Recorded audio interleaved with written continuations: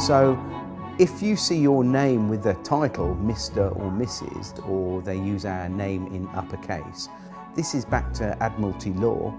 The legal fiction is an abstract term to explain a concept, and so is the term straw man. With debt collectors, people assume when a debt collector comes round that they have actual power. They don't. They have no power whatsoever.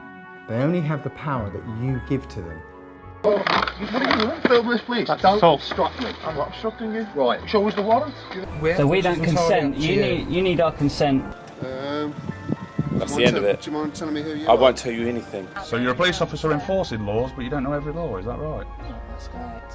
90% of the crime, or 99% of the crime they perceive that is crime, is actually called victimless crime. There is no victims, and crime can only exist if there is a victim.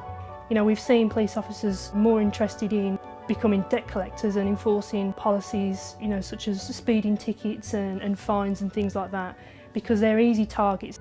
Once you comprehend the difference between lawful and legal, and ultimately what your legal fiction straw man is, the fear of debt collectors, police, and authority just goes away.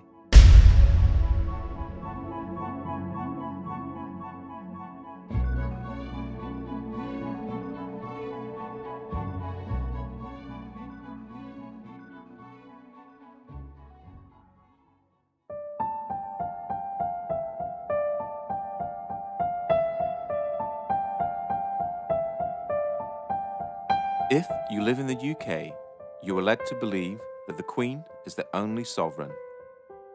This is wrong. The Queen is given authority through the coronation oath.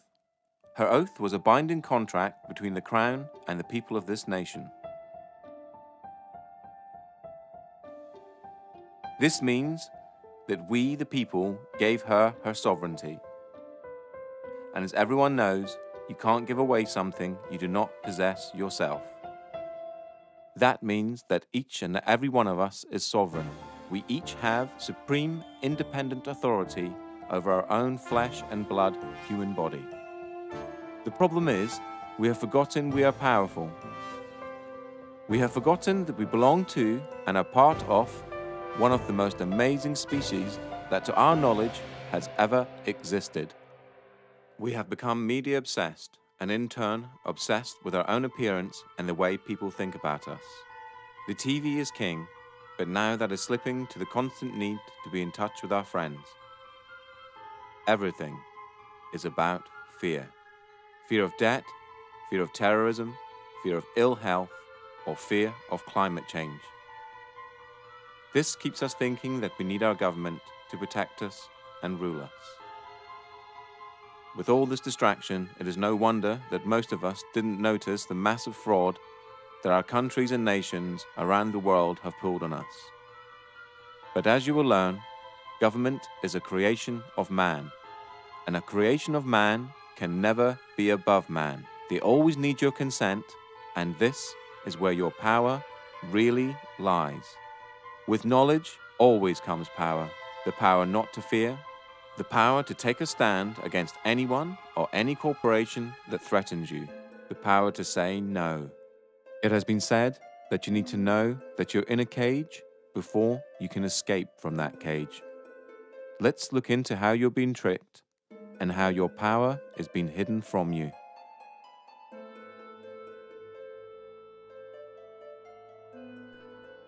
If you've never heard of the terms legal fiction or straw man, then what you're about to learn is something that sounds so astonishing that it couldn't possibly be true.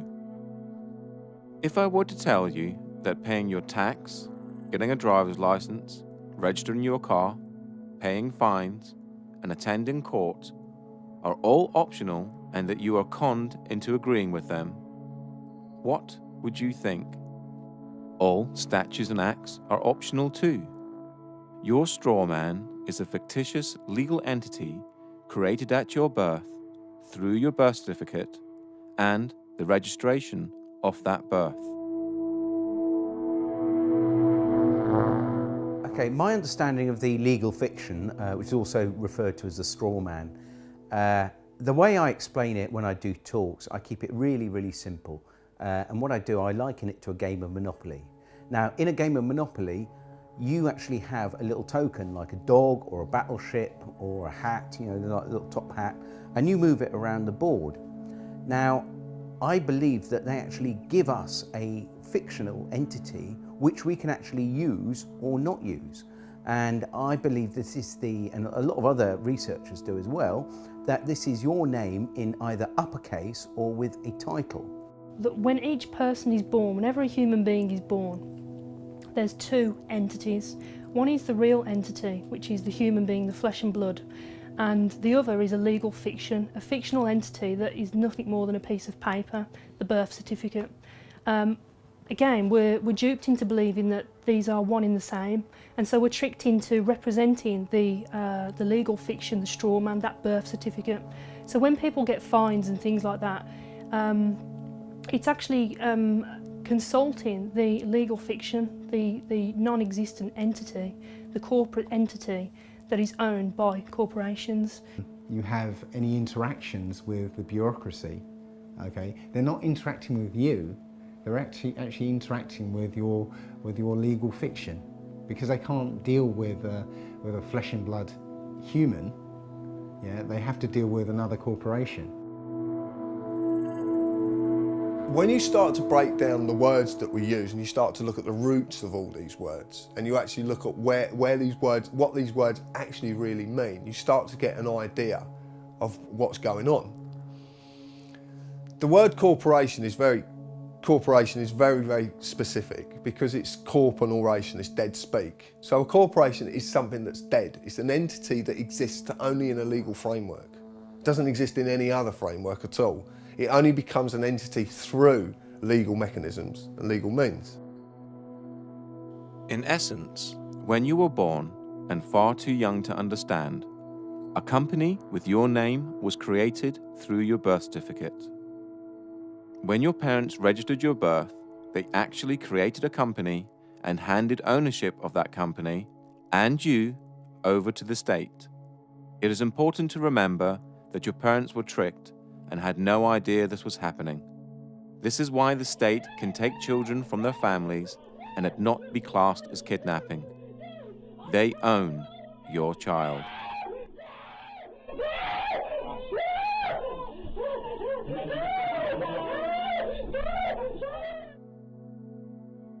They own 1/10.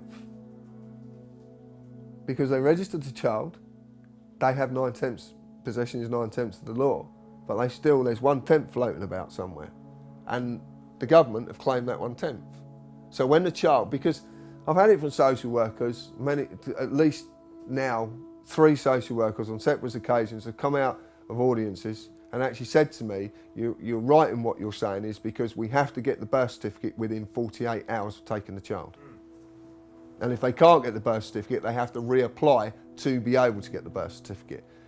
They have to get it because that is proof of who the slave is, what the slave is. And actually, in legal terms, they're actually only entitled to the birth certificate and not the child.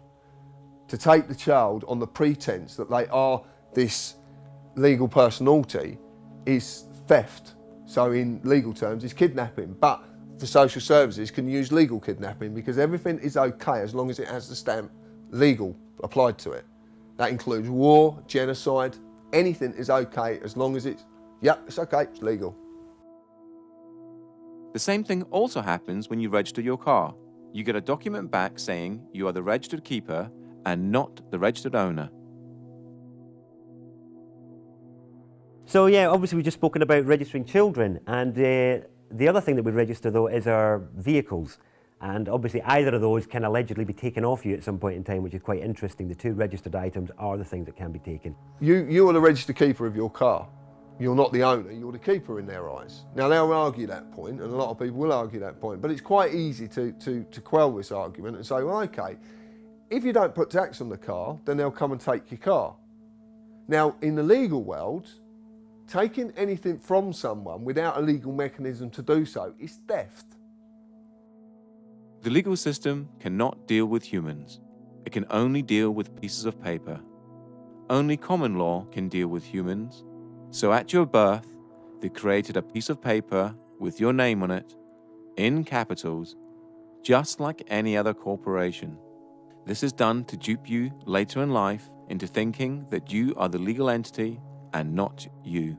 Then imaginary penalties and cost are imposed on the straw man, and you, thinking you are it, pay them. And it's kind of like an overcoat, this legal fiction. You know, as soon as you put it on, as soon as they invite you to put this overcoat on, and you do so, now they can grab hold of the overcoat and throw it in jail with you in it. But until you put that overcoat on, they can't do anything to you because you are not that name. You know, you think you are, you know, you're taught you are, but you're not. The deception is done through the manipulation of words and language.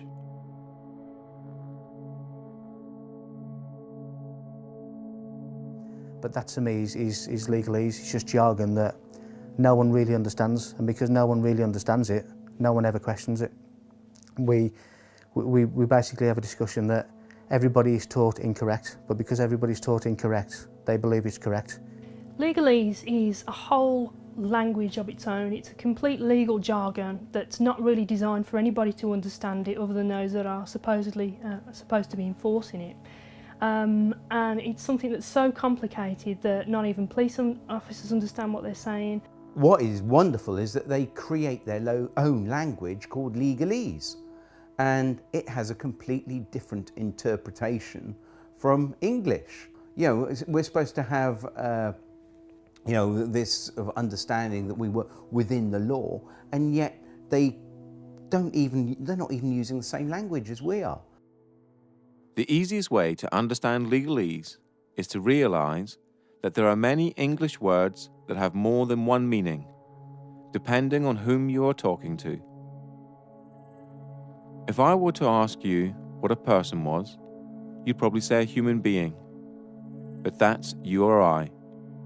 If you were talking to someone in the law society, i.e. a police officer, lawyer, judge, etc., they have a different dictionary to you or I, and person could mean company or corporation, i.e. the legal fiction. You know, if you tell a lie often enough, it becomes truth, or certainly the perception of truth. So legalese is jargon that nobody understands other than those who actually come up with a jargon that really, really deeply understand it. And even police officers don't understand it, or magistrates, or even judges for that matter.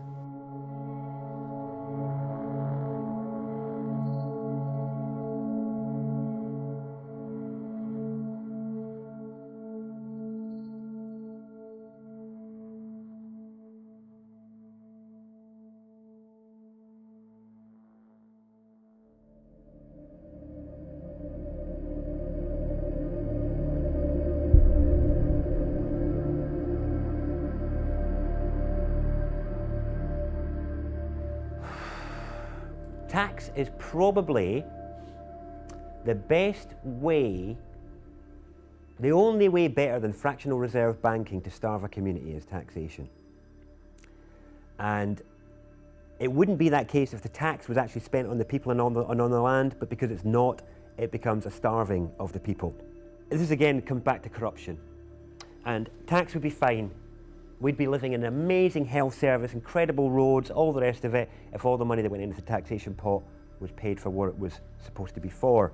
My understanding is it isn't. The problem that we have is the implications for its non-use is that, other than fraud, it's the only debt that can deprive you of your liberty. It's the only debt that can put you in jail for is tax evasion or tax fraud, which is pretty serious really, because you can ignore as many credit cards or loans as you like and you can never be put in jail for any of that. But if you try and not pay your tax for a while, they'll really like to let you know about that. Funny thing is, I don't see many representatives of people like Amazon or big corporates that aren't paying their tax in the slammer. Maybe they should be.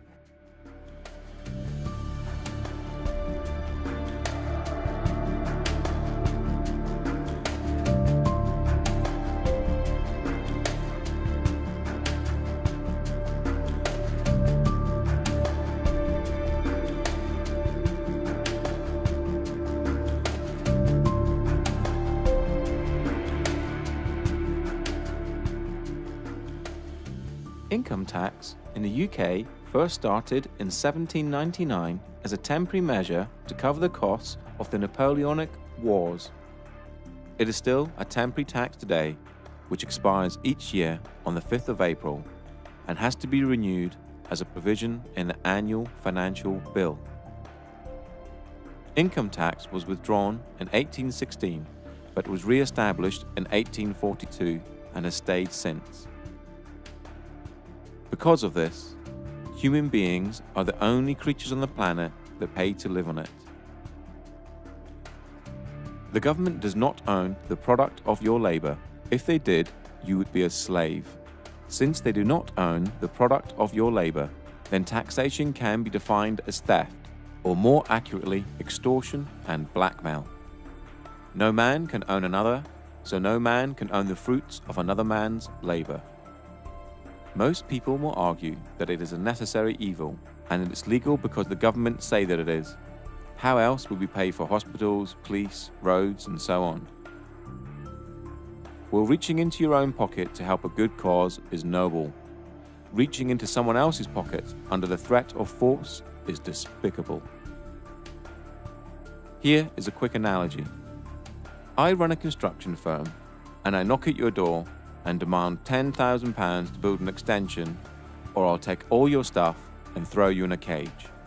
Essentially, that's what the government do when they tax you. They say they're going to supply you with services and protect you, but if you don't pay them, just like the mafia, they are the ones that come after you and use force and violence to get the money out of you. The trouble is, most people never look at these situations from these angles, and so rarely see the deception that is constantly being pulled over our eyes. A large percentage of all the tax you pay is used on war, bailing out the banks, and paying off the national debt. It has been calculated that 47% of all your income is spent on tax. You work 5 to 6 days a week and get to keep 54% of your wages. Then you have to pay for your mortgage or rent, gas, electricity, water, food, clothes, and that's just the basics. No wonder both parents have to work and work constantly, unlike families of just 50 years ago. You are a slave, and you're in a metaphorical cage that, just like Neo, you cannot touch, taste, or smell. A prison created by the mind of man. Governments essentially run human farms and feed you the perception of freedom. Governments do not make money within themselves. The government's primary function is to trick money out of your pocket and feed it into their business, so they can carry on with wars, deception, and human farming, all in plain sight.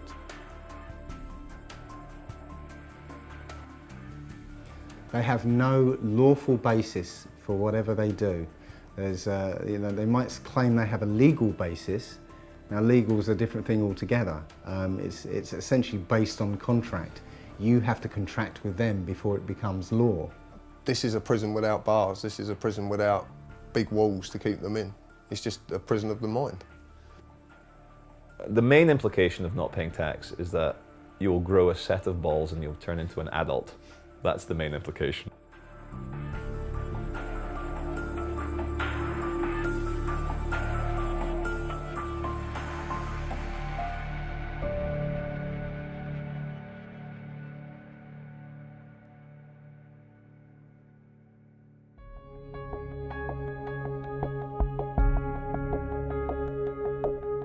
The three functions of money are distinguished as 1. A store of value or purchasing power, the ability of an item to hold value over time. 2. A medium of exchange. Money serves as a medium of exchange, i.e., an asset that the sellers will accept as payment. A medium of exchange allows people to eliminate the use of barter. 3. A unit of accounting, a way of placing a specific price on economical goods and services. As a unit of accounting, the monetary unit is used to measure the value of goods and services relative to other goods and services. Money in its modern form arose from goldsmiths who retained gold and other precious metals in their safes and in exchange they gave certificates to prove the deposits. People then started to exchange the certificates for goods and services, and the goldsmiths very quickly realized they could make a lot of money out of just looking after other people's valuable goods. They're now no longer a goldsmith, but running a deposit facility, took in gold and other precious metals as deposit and issued deposit notes that the public used as money, backed by the gold in the deposit facility's safe. The goldsmith soon realized that very few people actually redeemed the gold, and so he started to give out loans in the form of deposit notes, knowing that he only needed around 10% of actual gold in his safe, as that would cover, even on a busy day, the amount of people exchanging certificates for gold. The deposit facility would then require the loan repaid plus interest, and this was the birth of modern banking. Through the years, money has been backed by, given a store of value, by the silver standard and gold standard, meaning you could redeem the note for gold, just like it says on this US note here, if you so required. On the 21st of September 1931, the gold standard was abolished in the UK, and on the 13th of August 1971 in the United States. Since 1971, the majority of the planet now use fiat currency. Fiat currency is money backed by nothing and has no value. It only has value because it's decreed as such by the government, and more importantly, we all believe it has value. The only entities that have the legal authority to create money are the Treasury and the banks, and they create it out of nothing. Martin Wolf, the Financial Times chief economic commentator, said this: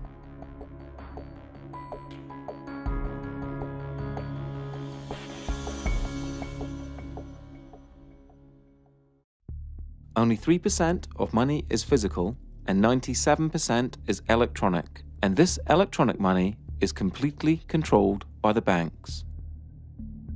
To repeat again, the banks create money out of nothing and then lend it to you and ask you to work using the most precious commodity on the planet, your human energy, to pay back the loan plus interest. Money is essentially a claim on human labor and can also be defined as debt. A debt is created for you to pay back. So why don't the banks just print money and get rich that way?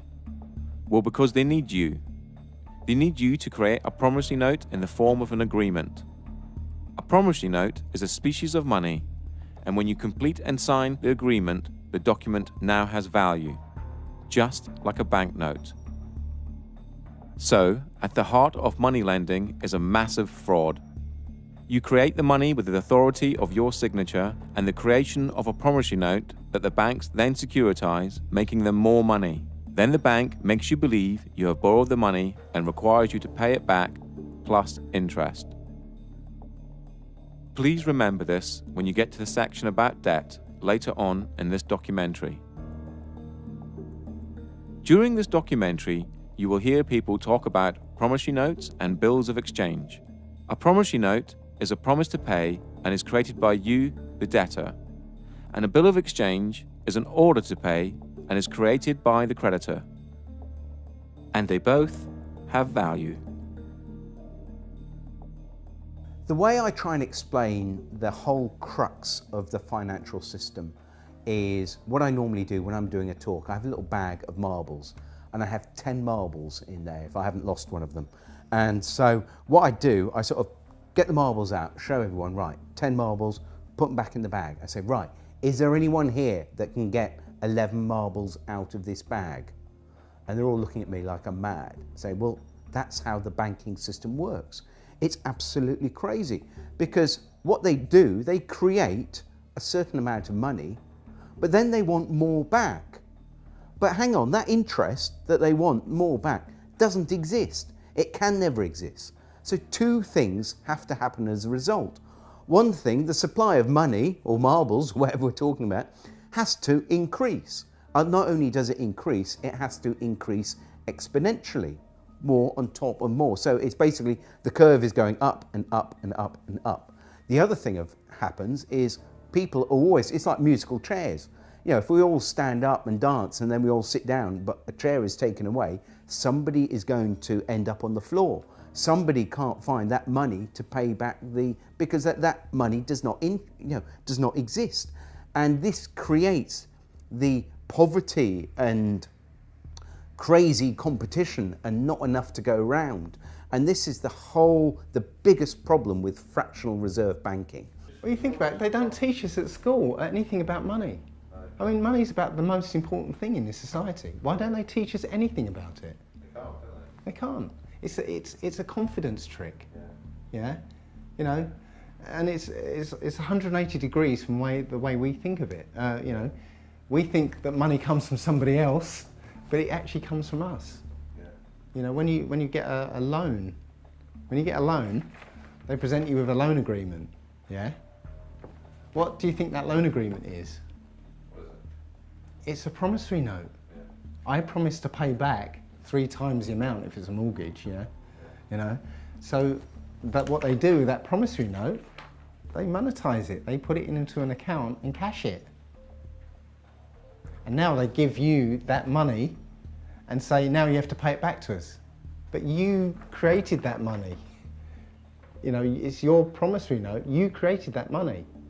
So transaction's over with. You don't have to pay them back because they didn't do anything. They just went, thank you very much, and here you go. Fundamentally, a promissory note is a promise to pay. Now, if I was going to give you a promissory note for 2 dozen eggs, that means here's an IOU, the IOU, 2 dozen eggs. Now, it could be on demand or it could be at a set time in the future. If it was on demand, you would be within your right to say, John, look, here's a promissory note. It says on demand, I want 2 dozen eggs. So I said, all right, look, I haven't got on me. I'll pop over the shop and get you your eggs. Here we go, there we go. And this is what we did originally when promissory notes started out, was that we used them to make a promise that, because, I've got like all these pounds of gold, right? And I want them stored safely. And I want to be able to trade that gold, but without the hassle of carrying it around. So what I do, I go to the bank and they give us a promissory note. So I've got this promise to pay. So I can then take it somewhere else and say, look, I've got 2 pounds of, 2 pounds of gold here, or silver, whatever it is. This is how it started out. Now, at no time have promissory notes been, outlawed or taken away. And this is how big corporations actually trade with each other, with promissory notes. And in their memorandum articles of association, when they set up their businesses, a lot of them will state within their documents that they will take promissory notes. Now, the problem is, of course, that the actual Bank of England and our government, working with the banks, have taken away all the value to the promissory notes, which are used as our currency. So now the promise to pay £1, well, £1 of what? It's not £1 of anything. It's just, it's now become like monopoly money. This is back to the analogy with monopoly. It's not worth anything. So basically it's just a piece of paper. So what we do, we can actually say, well, here's a promissory note for £1,000. I want to swap it for your promissory note, or put it into my bank account and credit my bank account with £1,000. Now we spoke to a bank manager and we said to the bank manager, could you tell me what would happen if I came to your branch with a promissory note for £1,000? Would you have to accept it? And his words were, yes, of course I would. It's law. So you're going to accept a promissory note? Of course, no, I'm not going to accept it, but by law, I have to. So this is a bank manager that knew the law. He also knew the difference between a bill of exchange and a promissory note as well. So he was well up on his law. So, and remember, these are statutes, but because these are companies, they have to apply by their statutes, you see. We don't, but they do. So it's almost like, they create enough rope, and they end up hanging themselves, you see. So it's actually, the statute is the way that we actually overcome them, I believe. But, yeah. Because this is evolving, so as we do things, they do things to counter and so on. But this is evolving. The latest one is along with the remittance slip, other people have created a promissory note, which is literally a piece of paper that says, I promise to pay the bearer the sum of blah blah blah, and you sign it, date it, and now that becomes a specie of money according to the Bill of Exchange Act. In fact, the money in your pocket is a promissory note. Somewhere it says, I promise to pay the bearer, and there's somebody's signature on it, and it's actually an invalid promissory note because it's not dated. Or actually, that's wrong. That's actually wrong. It's on demand, so it is dated. It's not actually getting away with stuff. This is the thing you've got to get out of your head, because what's really happening is they're getting away with it. Yeah, no, you're right. Yeah. Yeah, you're just coming back into your power and saying, no, I'm not going to give away my signature anymore. This is what you're doing. Your signature is the most powerful thing on this planet. Yeah, your signature is worth an unlimited amount. And this is the thing we don't realise. We have the power. You can go into a bank, okay, and come away with £100,000 as a loan, yeah? What do they take from you for that £100,000? Your signature. Your signature. Just your signature. You see the power of that signature now, yeah? So with your signature, if you write your promissory note, you've created money. And that money is your promise to pay. Your promise to work, use your energy, yeah? That's all there is. Your unlimited energy. And that is what the money is. And you supply it, not banks.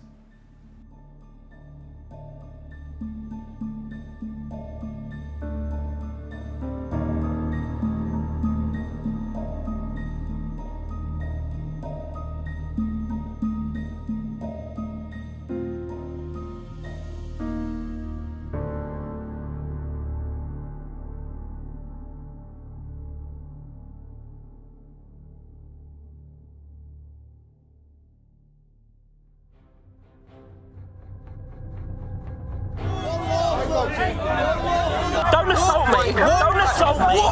Don't assault me! Am I free to go? Listen, mate, I'm asking the questions. You're the public servant. Will you take your hand off my car, please? Thank you. I do not consent, officer. I don't consent to him breaching the peace. But I am sovereign over my human body, and I do not consent to any search. I do not consent to any authority you feel you have over me. I am a sovereign British citizen, and I do not wish to be searched. I am the county court bailiff. No authority.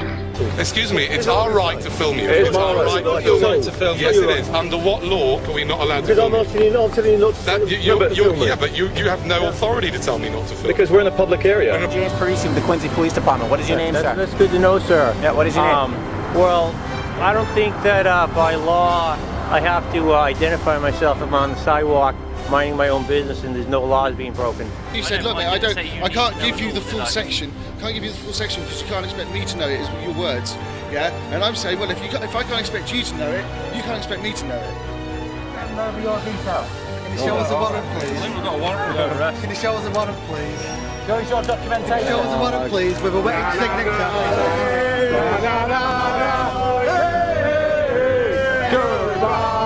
I'm not happy with this, mate, honestly. Okay, alright, well... Am I being detained right now? No, you're not being detained right now. Am I free to go? Sorry? Am I free to go? Not at the moment, no, because I need to... Well, am I being detained or arrested right now?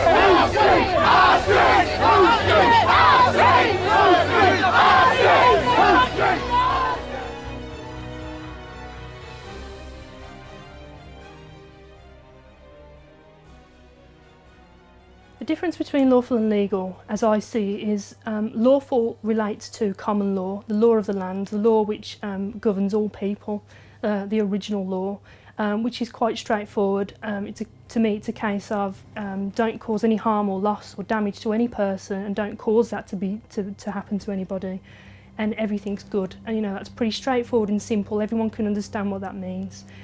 Legal pertains to our legal system and where statutes and acts come from, and it's a system that doesn't actually relate to common law. So we've got these two systems running side by side. We've been fooled into believing that they are one and the same, and so when police are policing the streets, we're enforcing policies, acts and statutes which, when looked into, are not actually necessarily lawful. Common law is the law of the land, and laid down over centuries of court cases in front of juries, humans making law for humans. For the severest measure of punishment. Common law pertains to lawful, and anything outside of lawful falls under the legal or no system at all. The legal system covers all statutes and acts and civil matters. Things like owing money to banks, not paying fines or tax. Basically, anything that isn't criminal. For there to be a crime, there has to be an injured party. In this case, a human. And there are three basic principles that all law needs to apply to. They are as follows. Do not breach the peace. Cause no one else any harm. Cause no one else any loss. Do not use mischief in your promises and agreements. Apart from that, everything else is free rein. Lawful refers to the natural law, the law of the land. Okay, and that's not causing any harm to anyone, obviously not stealing from anyone, and not using fraud in your contracts. So basically, you're not doing any harm or trying to get one over on anyone else. Legal refers to the statutes, which I mentioned earlier, and the statutes are basically all the rules of society. And not just, we haven't just got the UK statutes, but we've got all the European statutes. So you've literally got tens of thousands, if not hundreds of thousands of laws, which every day, we could be breaking without knowing. We all know that you can't go around raping and killing and murdering and invading. We don't need fucking laws for that. Like, we'll deal with that as it comes. But anything other than that, what you want to smoke, where you want to live, where you want to take a shit, who you want to insult, not a fucking other adult on this planet. Like, what are you, my dad? Are you my fucking dad telling me what to do? Like, that's how I feel now when police or control freaks try and give it to me. Legal is essentially according to contract. You have to, the rules that are sort of handed down to us, but you have to contract with them before they become law. And that law is contract law. You enter into contract, you're bound by it. So yeah, it's two different things. One's overlaid on top of the other. Parliament has no say in common law and is bound by it. So they create Acts of Parliament, and in the US, Acts of Congress. Because government is a creation of man, and a creation of man can never be above man, they need your consent before they have the force of law. The principle of by consent, if people don't realise, is that we obviously have police because we want them, and that we only have to do what they say if it's reasonable, if we consent to what they're asking to. That is the principle of it for me. Obviously, the larger issue is the assumption that everybody who's walking on this land has given consent to be policed by these people. And that's an assumption that most police officers in this country live by without realising that it's not true, and this is where diplomatic immunity is a good example of where, well, actually the consent isn't given and the police don't have the power to act. Another good example that shows it's all about jurisdiction is that our police have no power at all at the American embassy. But that's on our land, isn't it? And that's another example. Embassies are a good example that shows that jurisdiction is portable. It's not tied to land, it's tied to the party. So I can carry my jurisdiction with me, which is the whole principle of sovereignty in general. My understanding of policing by consent is that, as I said earlier, when a law is passed for it to be lawful, it has to have the consent of the people. People have to consent to that law and consent to abide by it. But unfortunately, I think we're in a system now where that obviously doesn't happen, but people don't realise that by verbally agreeing with, let's say, a police officer in relating to a parking ticket, that you're entering into a verbal contract, and by agreeing with what the officer is saying, you're consenting to being bound by the law, or whatever the law is. And people, when we say words like "do you understand," when a police officer says to you, reads the caution and says "do you understand," what they're actually saying is, do you stand under our authority? Now again, you know, I didn't know this as a police officer, and even the words that are spoken as a police officer, police don't even necessarily understand themselves. So I believe that people have to consent to a law for it to apply to them in the legal sense, because it's not common law. So when you interact with the police or the court system, they will ask you for your name, address, and date of birth. This is done to create joinder between you and your legal fiction, and to trick you into representing it. Once you agree to represent your legal fiction, now they can deal with you. They can only apply their legal mechanisms if they have the name of the slave they're dealing with. If you state, well, I don't want to give my name, then they can't apply the mechanisms to you because they have no name for their paperwork. And remember, all their systems work via paperwork. It's all paperwork. I think you might be wanted. Well, if I'm wanted, what's the problem? Could be arrested. Well, then arrest me then, innit? I need to establish who you are. No, you don't. If you think I'm the person that's wanted, arrest me, innit? Where do you live? Tell me your date of birth. What? I want to start. I'll give you up. I want your details now. Lock me up for what? Give me your details. Lock me up for what? Give me your details. Lock me up for what? Lock me up for what? Give me your details. You won't get my details. And I tell you this as well. Yeah, I tell you this as well. I'm not a criminal. I'm a peaceful man sitting out there. I just burn down the system of corruption and pollution that will not represent. But in the meantime, I'll leave you to it, but obviously if there are any problems, then I'll have to come back and obtain your details and speak to you further. Look, you have no right to just leave me to it. You have no right to say you're going to come back and ask for my details. I'm me, he's him, yeah. You're you. That's our details. Oh yeah. Am I obliged to give you my details? We've spoken to you. Yes. Okay, we've asked you to leave the store. Yes. Wait a second. Give me your details. And you have my details. Am I obliged to give you my details? You're not obliged to give me your details. Oh great, okay. Why? How are you define yourself under the sex crime definition? Am I obliged to answer that, sir? It's entirely up to you. I do not wish to answer any questions, sir. You don't have to, I'm just asking you. Am I obliged? You're not no, obliged. I'm not obliged. No comment. Okay, that's fine. What are you doing? Am I obliged to answer that, sir? No? No comment. Okay. Are you going to answer any of my questions? If I'm obliged, I will, but if I'm not obliged, then I won't be answering any questions. Oh, that's fine. Are you going to tell us your name or not? Am I obliged? And then you're getting out your van and coming over and trying to intimidate me. Go back in your van and go away, there'll be no complaints. Stay here, I'll be speaking to your sergeant about all of you.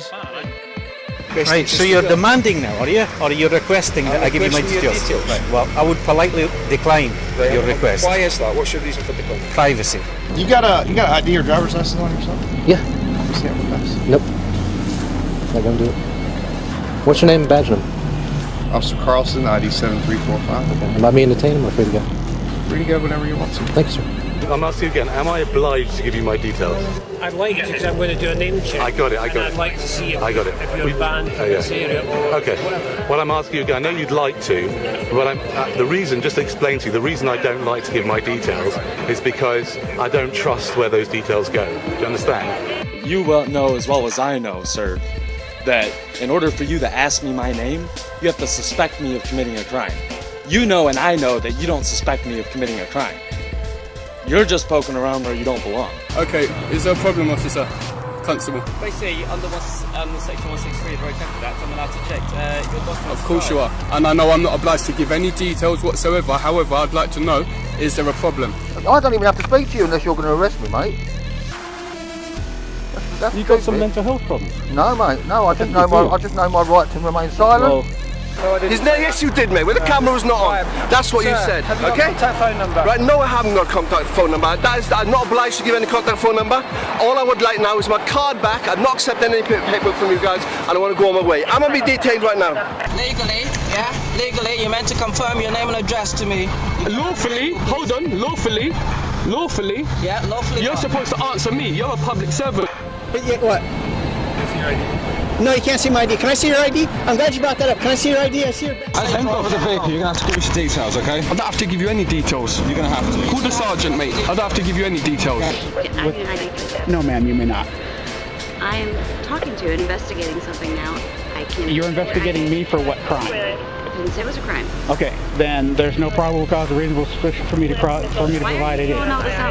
Because. And then what would you do if I was to say that I don't have a name? Like, how would you look me up or anything like that?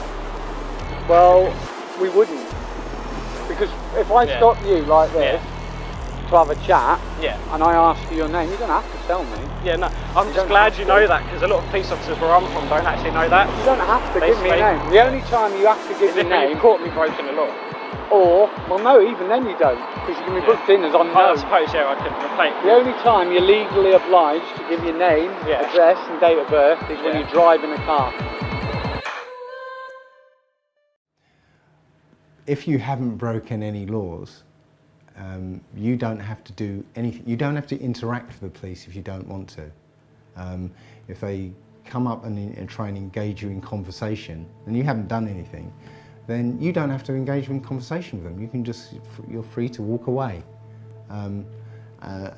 If they want to detain you, they need reasonable grounds to do that. And if they don't have reasonable grounds to do that, then they're actually in breach of their oath, and they're liable. With statutes and acts, the consent of the people, those are the people that's there to govern, has not been obtained. And so, it's frowned upon. It's very much a grey area, and police are being used to enforce statutes and acts of the legal system, and not really understanding what that means and what it means as a police officer to police. I believe that Black's Law Dictionary states that a statute is a legislative rule of a society given the force of law by those who consent. So a statute it doesn't actually say a statute is a law, it says it's a legislative rule of a society given the force of law, but only by those who consent to being in that society or consent to the fact that consent to the law.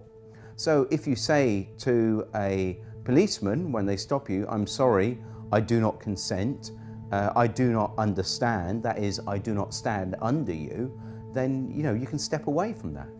But it's important that you uphold the actual natural law. And of course the policemen and magistrates and also the Queen, they all state oaths to the law of the land. So you can ask an officer if he's actually, are you on your oath? So it's important that we can actually get them on their oath, because they don't swear an oath to uphold the law of the sea or statutes. They swear an oath to uphold the law of the land. If you're pulled up by the police and the police say to you, can I have your name? And you say no, which officially you don't have to give your name. It's actually on the Metropolitan Police site itself. It actually says you don't have to answer their questions. But if you don't answer their questions, they're going to do one of two things. If you get a good copper, they're going to go, okay, not a problem, you haven't really done anything wrong, we'll leave you alone. You get a bad copper, then you're going to get dragged to the floor, roughed about, cuffs on, you'll be dragged down a station where you will be bullied and coerced into giving your name in the end. And if you don't, they will just keep you as long as they possibly can. To lock any human being in a room that they can't leave, and especially in a room that has the very, very bare essentials, is torture. So remember, if you haven't broken any laws, no one has the right to tell you what to do. We are all equal in the eyes of the law, from the Queen to the police and to you or I, and we are all innocent until proven guilty. So if a policeman stops you in the street and you haven't broken any laws, do not comply. Always ask am I detained? Or, am I free to go? Do not give your details and ask if you're obliged to. If they do try to search you or arrest you without your consent, tell them you are doing this under duress. If you have not broken the law, do not comply. Only interact with the police if you wish to. If you do not wish to, do not consent. The more of us that do not comply, the less likely this country will become like Nazi Germany or Communist China. The police swear an oath to the Queen, so ask them if they are under their oath. If they reply yes, they are bound by said oath and can only uphold common law.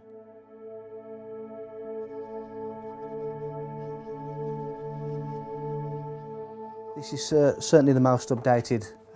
When I joined it was slightly differently worded to this, but this is probably the most updated, and it starts with I, you state your name, of, you state whichever police force you are serving, do solemnly and sincerely declare and affirm that I will well and truly serve the Queen in the office of Constable, with fairness, integrity, diligence and impartiality, upholding fundamental human rights and according equal respect to all people, and that I will, to the best of my power, cause the peace to be kept and preserved and prevent all offences against people and property, and that while I continue to hold the said office, I will, to the best of my skill and knowledge, discharge all the duties thereof faithfully according to law. That is the oath and attestation of a police constable. If you ask a policeman to say, are you on your oath, very often they change their, they actually realise what you're talking about and they change their behaviour because their oath was to uphold the common law of the land and not the statutes, not the law of the sea, which is the law of commerce. Because we realise that everything now is to do with commerce. When the policemen stop us, you're not wearing a seatbelt. Well, who am I causing harm to? Where's the loss or damage? It's crazy. And so they say, oh no, you're breaking the law. Well, I'm just breaking a rule, but why? What authority do they have over us? I haven't given them my authority. The oath that every police officer is to preserve the property, life and subjects of the Queen. Now that to me is people, property, disturbances, breach of the peace. That's how I understand the office of constable to be now. It's basically an oath is a promise. I promise to enforce the law. I promise to serve Her Majesty's subjects. I promise to prevent them as much as I can, prevent them from being harmed, to prevent their property from being destroyed. That to me is the oath of a constable. Police take an oath when they join the service. Again, they don't really understand what that means. It's not explained in any details. It's kind of a grey area. You just take it to mean whatever you want it to mean. But it's all been set up to allow the system that currently enslaves people to carry on enslaving and to further that enslavement into every aspect of our lives. Hey guys, so I'm here at Parliament Square for the Occupy London protest. I've just come over to a group of police officers who are protecting and serving the people today. I've just approached this guy here who obviously has his back to me now. What's your name please, sir? Obviously you're obliged to tell me. It's your job as a public servant to identify yourself. So could I have your name, please? Okay, we have here Constable Bird. It's a pleasure to meet you, sir. I have here about 200 copies of the UK police officer's oath of office. I've just asked them if they know their oath. They've gone very quiet on me. This isn't an attack on you guys, just so you know. Like, I'm not trying to cause trouble with you or anything.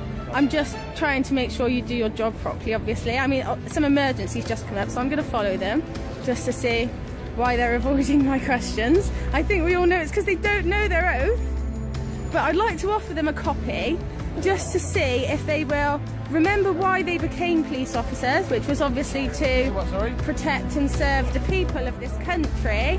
But if during their programming and their training and stuff have forgotten who they actually went into the job for, I'd like to remind them. So I still have the oath in my hand. Look, you can see all the copies. They're walking away from me. They don't want to hear it.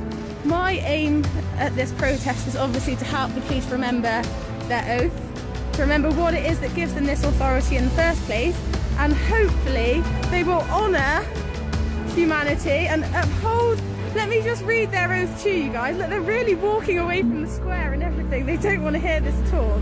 I, so-and-so of wherever, do solemnly and sincerely declare and affirm that I will well and truly serve the Queen in the office of Constable with fairness, integrity and diligence and impartiality, upholding fundamental human rights and according equal respect to all people.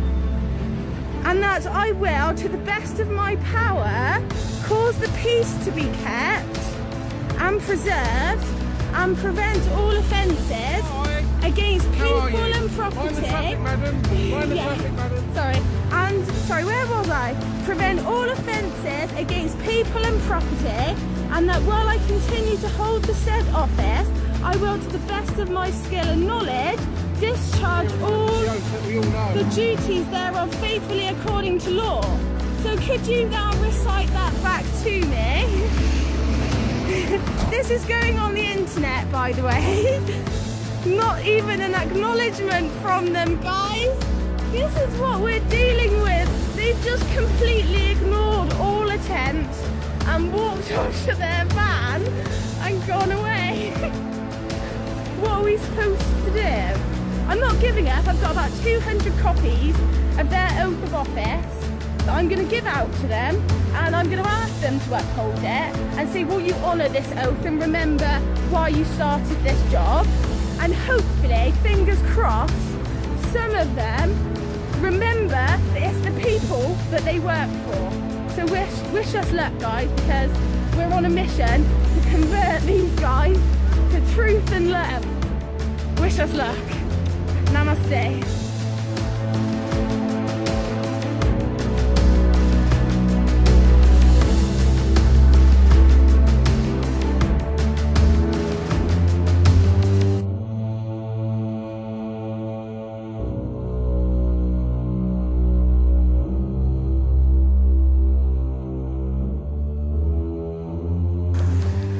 How are you insured? Excuse me, take your hands out of my camera. Today?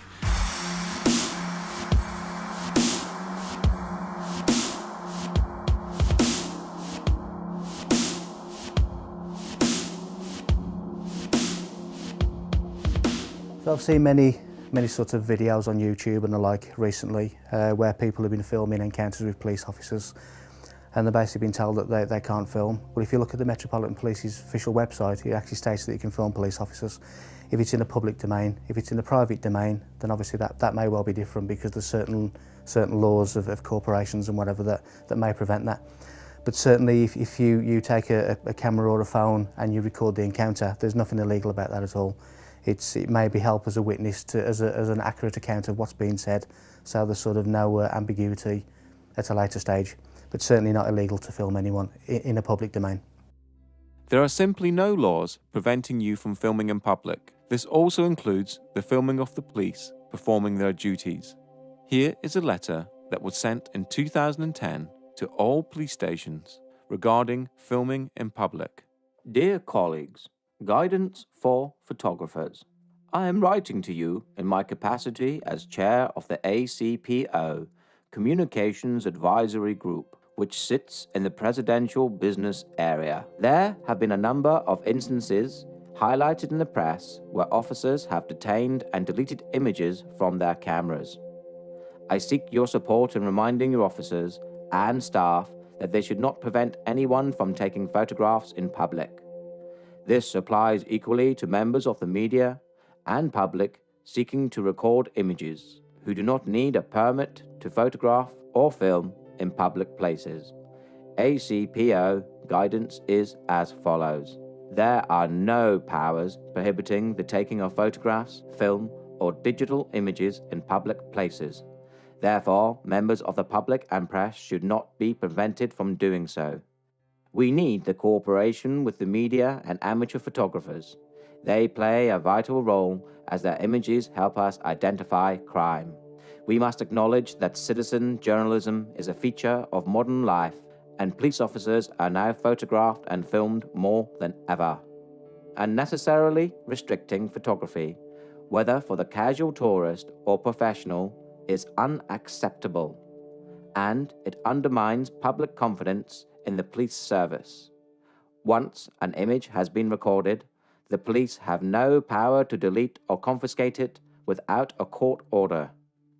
Yours sincerely, Andrew Trotter, Chief Constable, Chair of ACPO Communications Advisory Group.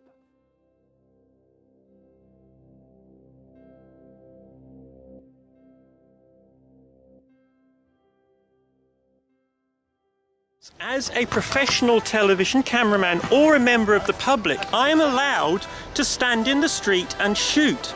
I don't need 4 police officers or wardens or whatever you are when I stop to do this. This is absolutely bloody ridiculous. And I'm fed up with every single time that I do this of being stopped and being questioned and being treated like some kind of criminal. Oh, for God's sake, this is Windsor Castle. There are 1 million people around here with cameras. Do you think a terrorist would stand here with a tripod and make it bloody obvious? Or do you think a tripod would just get a terrorist would get a home video camera out and shoot? It's obviously I'm wasting my time talking to you. You clearly are. Thank you very much. Let me get on with my day. I'm not arguing, I'm asking you a question. Can I film anything in public, in the public? If it's against the law to film in public, then everybody with a camera would be breaking the law, wouldn't they? What is the actual law saying I'm not allowed to film you? Nothing. There is no law to say you can't. Okay.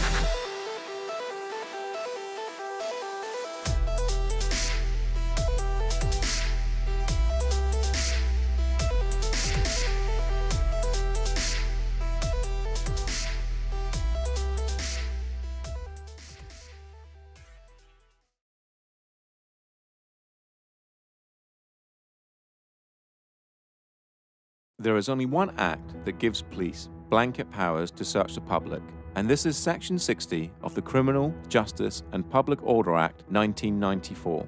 But this needs to be authorized by an inspector or above, and only if he or she suspects that instances involving serious violence may take place and that persons are carrying dangerous instruments or offensive weapons. The order will cover a specific area, normally a town or suburb, for a period of no longer than 24 hours. In a nutshell, if there has been a riot or a gang fight or something of that nature, a Section 60 may be brought into force, and anyone in that area can be searched without reasonable grounds for suspicion. All other bases for searches need reasonable grounds for suspicion, and they must follow Go Wisely. Officers conducting a stop and search will work through a process called Go Wisely. If officers do not follow Go Wisely, they leave themselves open to an assault allegation and the search itself being unlawful. The police currently have over 20 stop and search powers. They are mainly for weapons, drugs, stolen property, or articles intended to damage property. Those made using powers from Section 1 of the Police and Criminal Evidence Act, commonly referred to as PACE searches, are the most common. Go Wisely is a mnemonic that was created so the police could easily remember the terms laid down in Section 1 of PACE. Section 1 of PACE is the foundation document for all searches that require reasonable grounds for suspicion. In this modern age, it is very easy to download the documents from the website supplied, such as Section 1 of PACE, a breakdown of Go Wisely, etc., and keep them on your mobile phone, so if you do ever have an encounter with the police, you have evidence straight away to show them that you know what they require to make the encounter legal. If a police officer insists on searching you, do not resist. It will only end one way. Tell the officer that you're alarmed and distressed and you are being searched under duress, and make it very clear that you do not agree with the search and only sign the paperwork if you want to. Signing the paperwork means you agree to being searched. Take a lesson from the previous section and always film your encounters with the police. This tactic works twofold. Normally, when you pull a camera out, the police completely change their attitude and work to a more professional standard. Secondly, you have evidence of the entire encounter in case the police officer tries to make any false allegations against you. If you are being searched under the Misuse of Drugs Act 1971, the police officer must comply to go wisely as laid out in PACE Section 1. The root power for the search comes from PACE Section 1 and they must adhere to it. If the police do not follow PACE Section 1, then the search can be considered unlawful and an assault charge can be filed against the officer or officers, as with R v Bristol 2007, where the police refused to give their name and the station they were dispatched from. From the mnemonic, go wisely, the most important aspects for you to question are grounds, object, and lawful reason. Ask the officer what are the grounds for the search and the object of the search, what he thinks he will find, and what laws allow him to do this.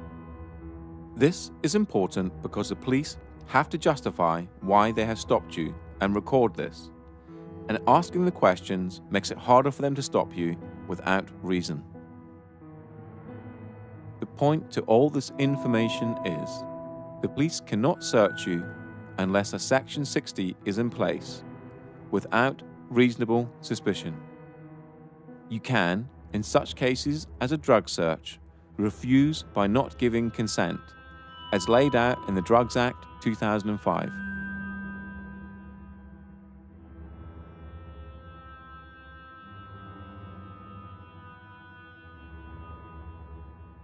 Here is an example of how this information can help you and possibly make the police treat you with a little more due diligence.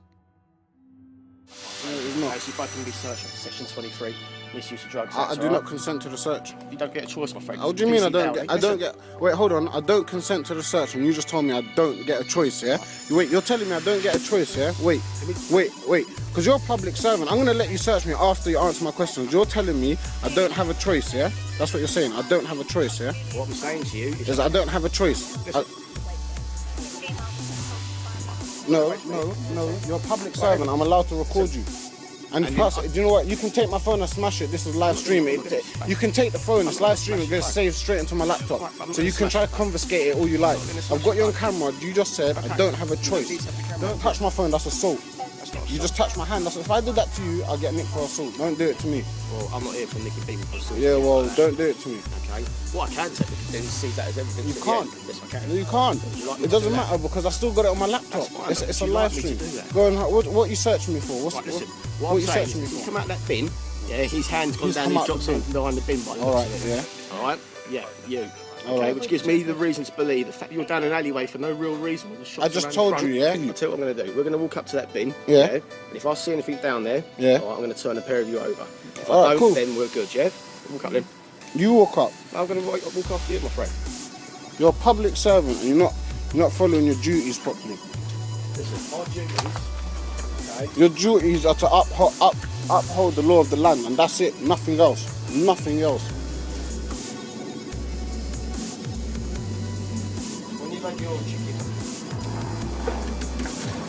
You're not obliged to tell them, bro. You don't have to tell them. And I'm telling him the law, innit, just in case he doesn't know. He doesn't have to tell you. I will not calm down. You don't have to tell them your name, Phil. If you want to, you can, but if you don't... Yeah? You never found nothing. You're not going to search me. That was your deal, innit? Yeah, that's my deal. Cool. And now I need to ask you a question. Are you working in accordance to the oath that you took to become a police officer? I need to answer that question. Of course you do. You're a public service. You're a public servant. You have to answer all questions.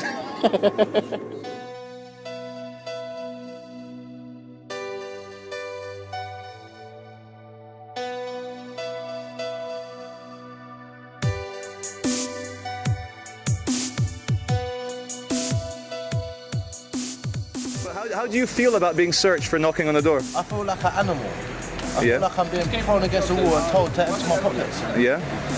This is like a legit gang. How often do you get stopped and searched? Every day. Every day? Every day.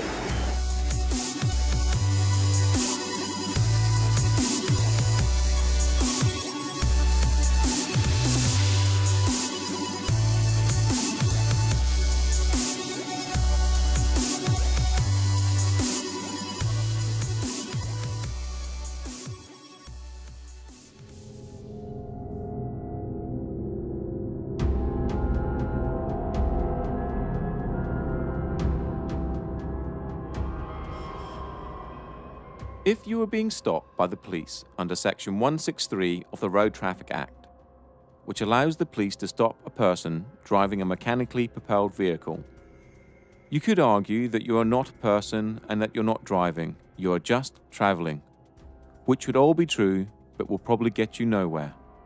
They will then most probably move on to Section 164, which grants them the power to ask for your driver's license, so they can confirm your details and that you're legally allowed to drive the car. Now, since this is an act we are talking about, there is no law saying that you must give your name, but by having a driver's license, registering your car and paying road tax, you sort of agree to it through conduct, to the rules of the Road Traffic Act, that is. The best advice here is to stay in your car and roll your window down, just enough so you can hear the officer and they can hear you. The police have no right to ask you to step out of your vehicle. Ask them why they have stopped you. If they reply Section 163, Section 164, or Section 165 of the Road Traffic Act, it is just to check documents, so give them your license or give them your details. If they require any further details, for example, your insurance documents, ask them for a producer. This is laid out in Section 165 and allows you 7 days to produce documents at a police station of your choice. This could also be the key to not having your car towed if the police cannot confirm you have insurance. It is clearly laid out in Section 165 that you have 7 days to produce your documents before it becomes an offence. The police have no right to grab your keys out of your vehicle if they are stopping you under Section 163, 164, or 165 of the Road Traffic Act.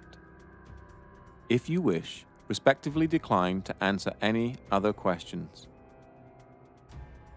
Officers have to be in uniform to enforce the Road Traffic Act, as it is a statute. Plainclothes officers cannot use Section 163, Section 164, or Section 165 of the Road Traffic Act, or enforce any statutes or acts that do not contain a criminal element. Through extensive research, the makers of this documentary now believe that the majority of PACE, stop and searches and stops under the Road Traffic Act, Section 163, are for intelligence gathering purposes, and this is why they are on the increase and officers are not trained or forced to remember the wording of individual acts, as it would contradict with what they are doing.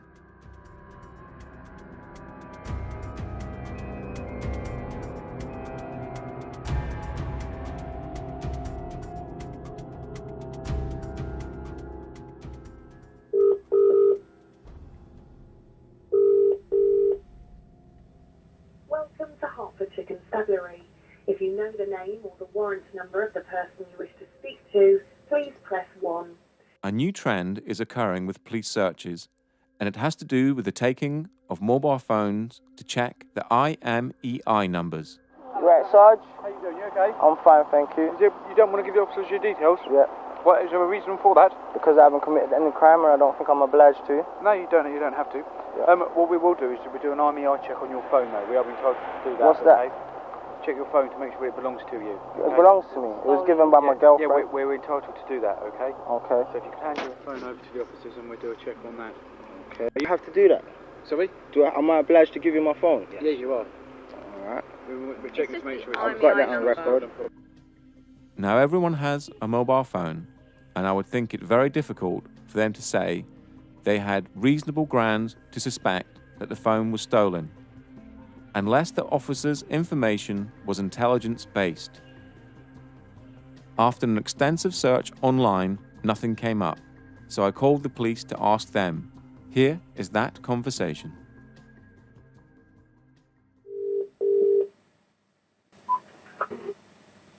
How can I help you? Yeah, hi mate. I don't know if I've come through to the right number or not, but I just got a really quick question about police procedures. Go ahead. Yeah, a friend of mine a couple of weeks ago was stopped in the street. It wasn't in Hertfordshire, it was in London. But he was, when he was stopped, they took his mobile phone off him and said they were doing an IMEI check. What is the legality behind that? Because I couldn't see anything online on the website or on the police website or what act it is or what powers they're using to do that. There's no particular powers required to do that. If they believe that it could be a stolen phone, or they're checking the legality of the phone to check that it isn't stolen, then we have a link with the monitoring company that provides the EMEI numbers. Oh, okay. So there's nothing I could find online that actually says this is a part of a PACE or part of an act or anything like that. It's just quite legit. No. This is the old-fashioned sort of, the old term used to be suss and deal. You know. Yeah. If they've got a reason to believe. Yeah. Then they're in their full rights to check the IMEI number. If there's no problems, return it. If it is stolen, then deal with it. Okay. Can someone refuse, or is it mandatory? Yeah, you can refuse. But if they've got reasonable cause to believe, then they can take the phone and the person to the police station for further inquiries.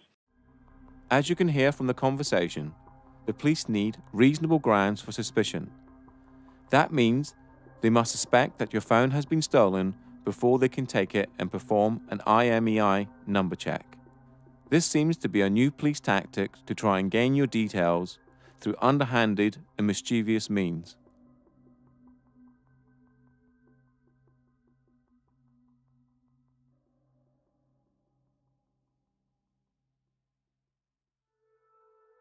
A breach of the peace is an old common law concept which is used to prevent unlawful violence against people or property.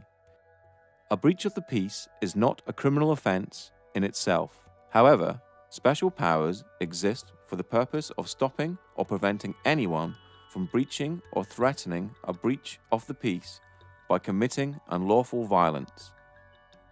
A breach of the peace are actions which harm another person or harm his property in his presence, are actions that are likely to provoke such harm. A breach of the peace may occur on public or private property. There is no criminal offence for breach of the peace for which someone can be prosecuted. The power exists to prevent a breach of the peace. An arrest can be made, but only to remove someone from the situation or if an imminent breach is reasonably anticipated. This means that if you are arrested for a breach of the peace or to prevent a breach of the peace, you cannot be charged or prosecuted, as it is a preventional power. A breach of the peace is covered more extensively later in this documentary in the section regarding bailiffs.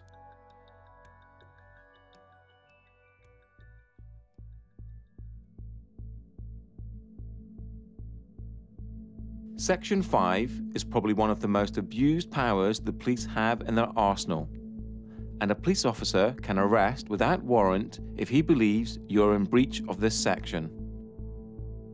Since February 2014, the word insulting has been removed from the Act to move into line with Article 10 of the Human Rights Act.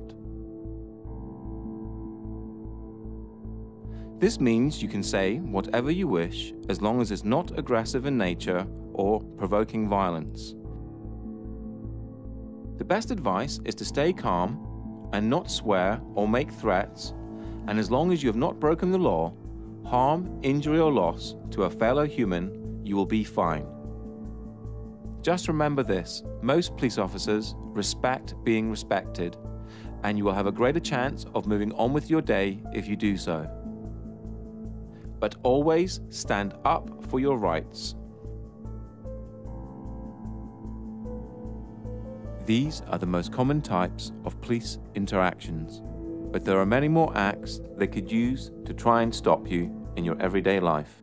Just remember that it is all online, and you have the right to check if you doubt what the police officer is telling you. What you are watching here are the police violently arresting protesters for small infractions such as not listening to a police command, not giving details, or Section 5 public disorder. They have committed no crime and are now essentially being tortured. The police seem to be able to get away with horrendous acts towards people and in some cases treat the general public worse than criminals. For example, imagine someone is arrested for assault, then taken back to a police station and refused to give his name. Would the police then throw him to the ground and assault him until he gives his name? The answer in most cases is a resounding no. That would be torture.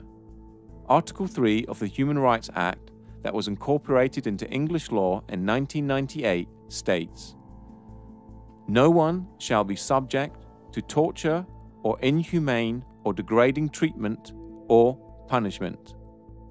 Another case similar to this would be smashing someone's window to enforce the Road Traffic Act, essentially breaking a law to enforce an act, a rule.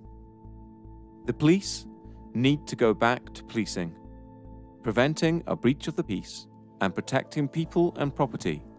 Upholding rules should never be done by force.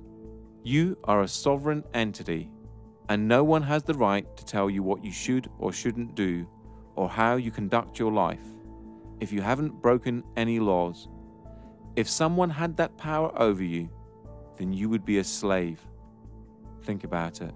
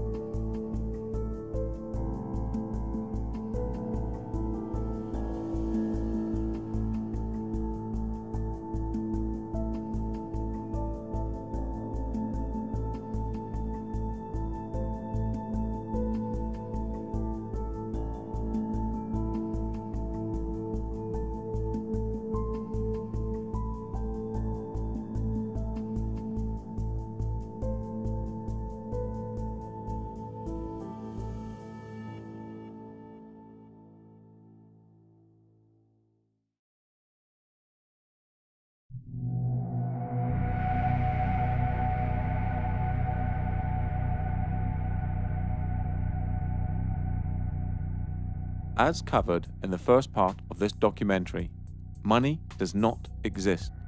It is a figment of our imaginations and is backed by nothing. When you borrow money from a bank, they don't take it from their vault and give it to you. Instead, you fill out an agreement, sign it, and they tap on their computers, and hey presto, the money is brought into existence. For a contract to be legal, it must have equal worth. The bank basically give you nothing and expect you, using your own human labor, which is the most valuable commodity on the planet, to work to pay it back. This alone renders the contract void. Debt, and the whole industry associated with it, is central to the control system that surrounds you. Possibly the only times that you feel intimidated in your life is for police encounters for non-criminal activities and when you owe money to a creditor, and then consequently the debt collectors or bailiffs they send after you. How, in 2015, do we still have scenes like this? Contracts and debt can never be remedied by force. We will show you that debt collectors and bailiffs have no powers except in very extreme circumstances and only as a last resort, meaning everything you're watching here is completely unlawful. Even when force is authorized, it is classified as reasonable force and cannot be used against a human. Owing money is not a crime, and you can never go to prison for not paying a debt. The whole of the debt industry runs on fear and ignorance. So now when debt collectors call, the first thing, well, not that they call me anymore, but if they did call me, I think now the first thing I would do is say, thank you very much for paying off my debt. That's really kind of you. And they say, what do you mean? I said, well, you bought my debt. You might have only paid 10p in the pound for it, but as far as I'm concerned, you've paid off my bank account. Thank you very much. I really appreciate it. So yeah, and the great thing is you can have a laugh with them, because you don't take it. What happened when they first started calling me, I used to get really nervous and my voice would start going all wavy. And, you know, my heart would start going, and I'd be on the phone to them because I felt really guilty, because I felt I'd done something terribly wrong, getting into debt, you know. And then I realised that the whole system is designed to get us into debt, and designed to, the fact is the debts can't be paid off. And every single politician that comes on the television and says, oh, we've got to make cuts, and, you know, we've got to do this, and they're trying to cut our little local hospital down here in Swanage. Well, the fact is that it doesn't matter how many cuts we make, we can never pay off the national debt, or we can't even keep up with the interest on it because it's growing exponentially. And so this is all part of this control mechanism to keep us poor, to keep not enough to go round, when in fact, you know, if it wasn't for the money, we would have complete abundance. With debt collectors, people assume when a debt collector comes round that they have actual power to do something to you, anything to you. They don't. They have no power whatsoever. They only have the power that you give to them. They're kind of like third-party, you know, strangers, interlopers. You know, they're kind of interfering in your financial affairs. You know, you didn't contract with them. You know, you don't know who they are. They've just turned up on your doorstep, demanding money. You know, who are they? You know, so what they do is they bully you or trick you into contracting with them. And if you contract with them, now you've got a contract with them, they can chase you for money and hound you for money. They'll have a legal right to come after you, but that they have nothing until you give them that. And one of the tricks they do is they might say, yeah, give us £1 a week or £1 a month. Yeah, just give us £1 a month.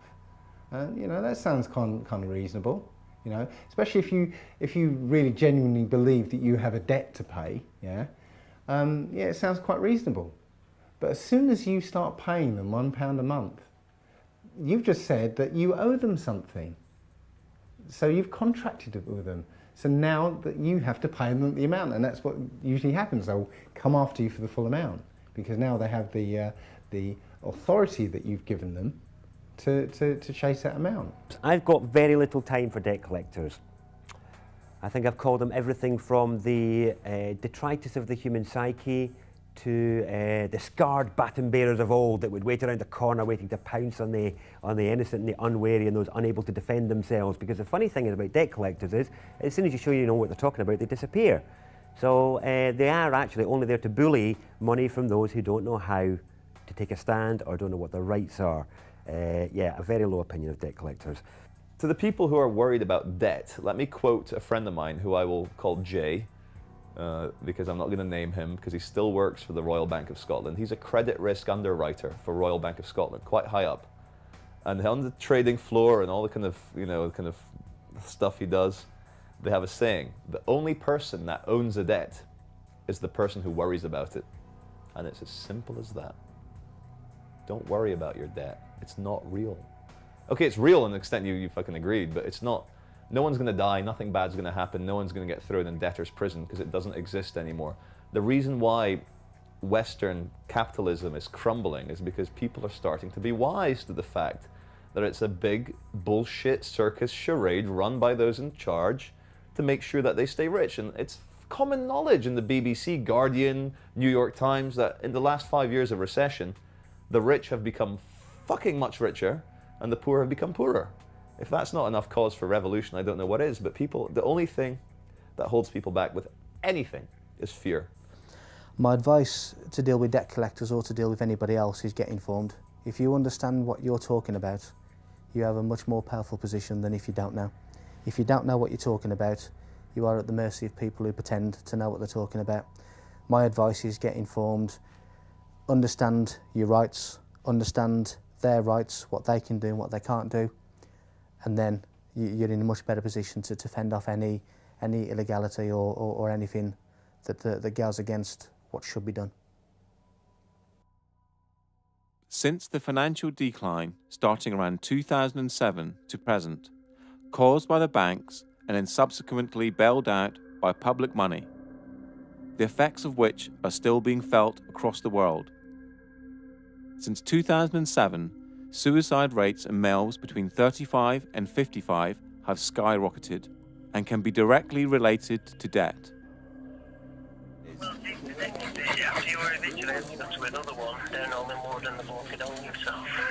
Oh, right. So you had to go to another eviction in Hollywood and the bloke had hung himself? Oh no! It's not good, is it? Really? It's not Seriously? good. Our heart goes out to Bloody everybody. hell. Everybody. Right, well, I'll just make this question. What are they doing to people? This is what's going on. Have you finished today? Also, suicide rates in postgraduate students has risen drastically and can be directly attributed to debt. Before we continue, you must realize that no one has power over you. The system that surrounds you is just an illusion, created by the mind of man. Owing money or breaching a contract can never be remedied by force. And in this game of cat and mouse, knowledge is your most powerful weapon.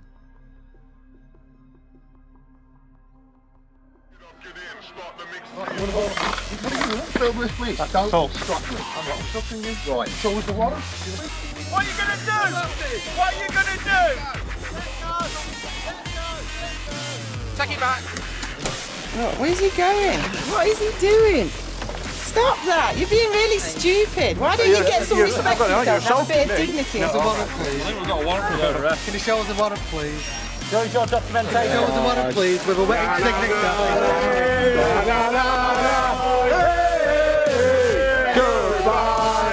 Okay, no, sorry, I'm just asking you as a human being to another human being, my dear. I just wonder what would motivate people to work for debt collection agencies. Because all you do is hassle poor people. So you've not got the original credit agreement with a wet ink on it, so you've got no proof of claim. Have you got the deed of assignment, mate? Well, the reason is, all the other debt companies before you tried to get some money out of me and didn't manage it. I'm just wondering what makes you think that I'm going to pay you anything. So what the council's done is handed it on to a different set of private bailiff called Marston, High Court Enforcement Officers and Certified Bailiffs. Right, I'll just tell you something now, right? Council tax, yeah? You cannot force them to go and bully somebody else. Yeah? I hope you enjoyed wasting your time. See ya! See you later. Bye-bye. See how fucking quick. Hey, see how quick you just fuck off. Horrible, aren't they?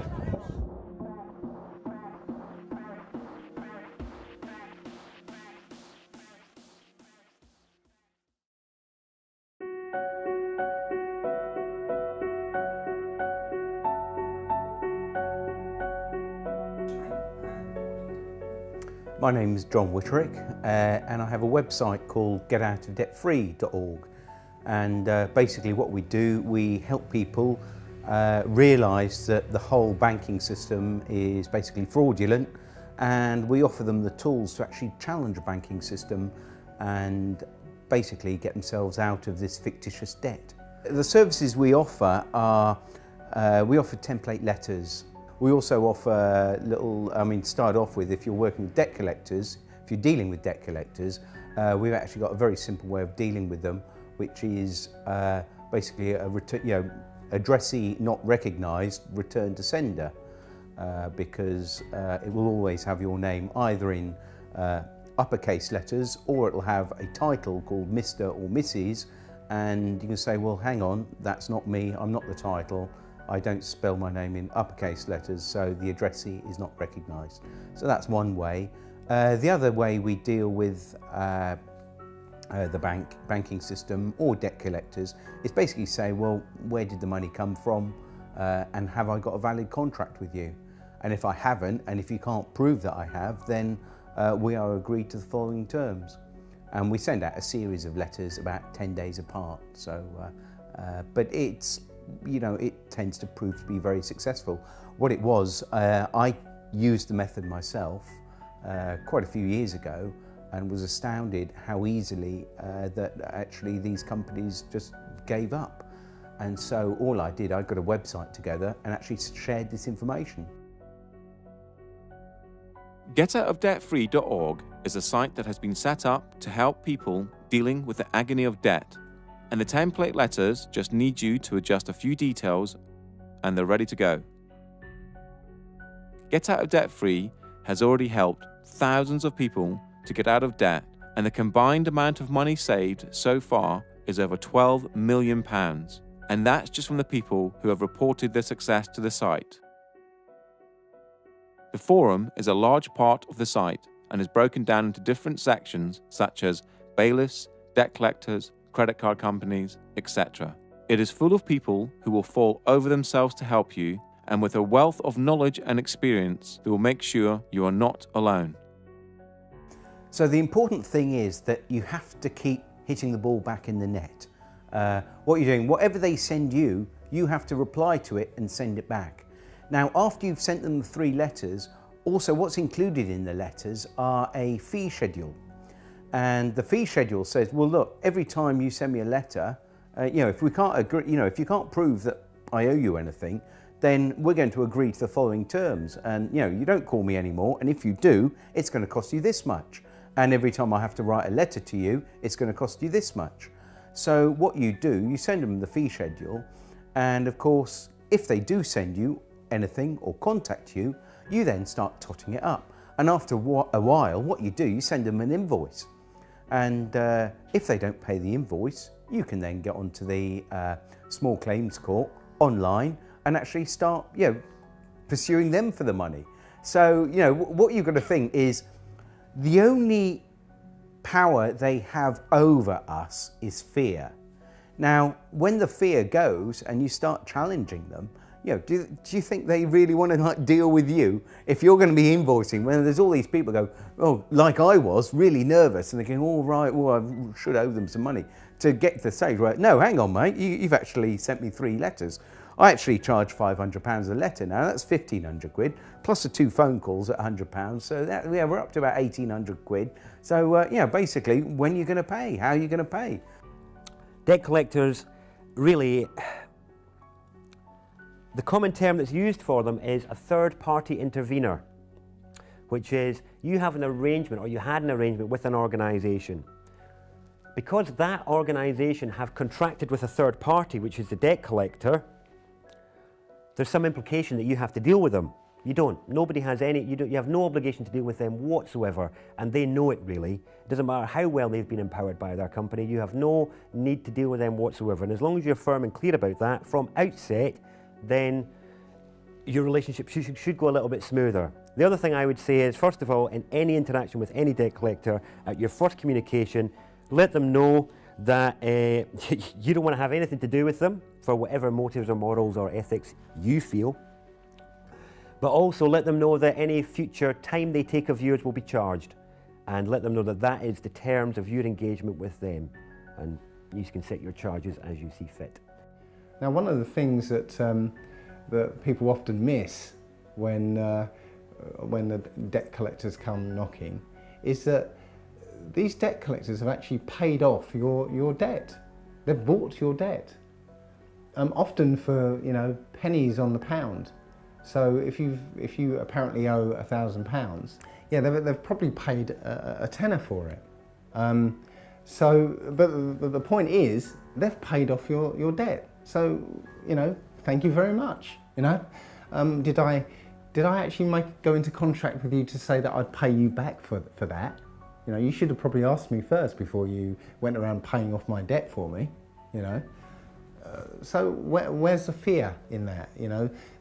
These guys rely on fear to make you pay up.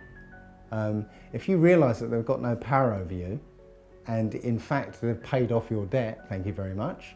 Where's the fear? All you're asking from them is an invoice for the amount they say you owe. Yeah. And nothing comes back. Well, they can't supply what we're asking for. They can't supply, and we know they can't supply that. But we asked for a contract.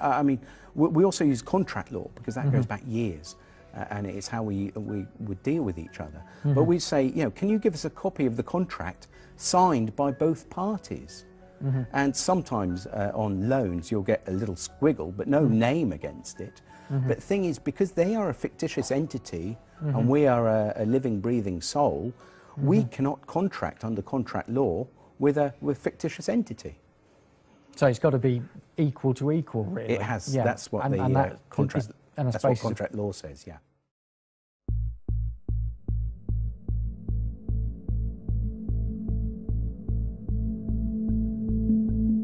Debt collectors have no rights of entry. If they turn up at your door, they can only negotiate how you will pay, nothing more. If they make threats pertaining to more power than they actually have, then they are breaking the law. Normally sending the 3 letters as described in the previous section, plus an estoppel, is usually enough, and it works in nearly all cases. If an agent of a debt collection company turns up at your door, you do not have to deal with them unless you want to. The best thing to do is to not open the door and wait until they go away. If you open the door, go outside and close the door behind you. Take your phone and film the encounter. Tell them you do not want to deal with anyone at the door or over the phone, only by post.